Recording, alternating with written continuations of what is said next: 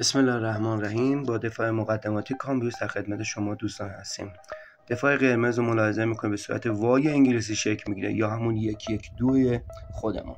رأس عقب قرمز هر جا رأس جلو مشکی حرکت میکنه باید حرکت بکنه و 2 نفر جلوی قرمز ما بین 3 نفر دفاعی تیم مشکی قرار میگیرن. نحوه حرکت تیم قرمز رو ببینید. زمانی که توپ به کناره ها ارسال میشه، یکی از بازیکن که نزدیکترین نفر به توپ هست خودش رو به توپ میرسونه و نفر دوم نقش پوشش دهنده عمق خواهد داشت. دقت بکنید که شماره 54 به هیچ عنوان تحت فشار بازیکنان رو قرار نخواهند داد و تنها نقش پوششی خواهند داد و این حرکات ادامه پیدا می‌کنه تا یکی از بازیکنان مشکی به طرف زمین قرمز حرکت بکنه. الان دقت بکنیم 3 پاس میده و حرکت خواهد کرد. چه کسی به استقبالش میاد؟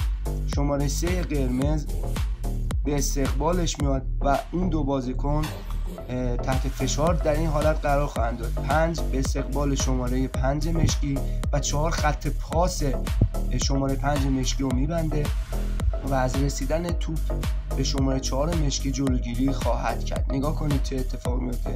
4 وقتی خط پاس رو میبنده صاحب توپ میشه و 5 بعد از تحت فشار دادن شماره 5 به تیر 2 حرکت میکنه و در این زمان میتونیم شاهد به گل رسیدن تیم قرمز باشیم. دقت کنید شماره 5 قرمز باید در آخرین لحظه شماره 5 مشکی رو تحت فشار قرار بده و شماره 4 خط پاس بین 5 و 4 مشکی رو پوشش بده. فیلم رو با سرعت بالاتر ببینیم.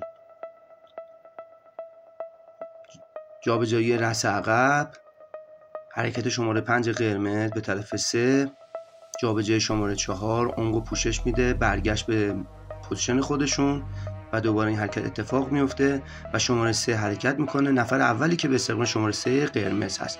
تحت فشار شماره 5 پوشش خط بین 5 و 4 توسط 4 و گرفتن تو و ارسال پاس گل. خداحافظ شما.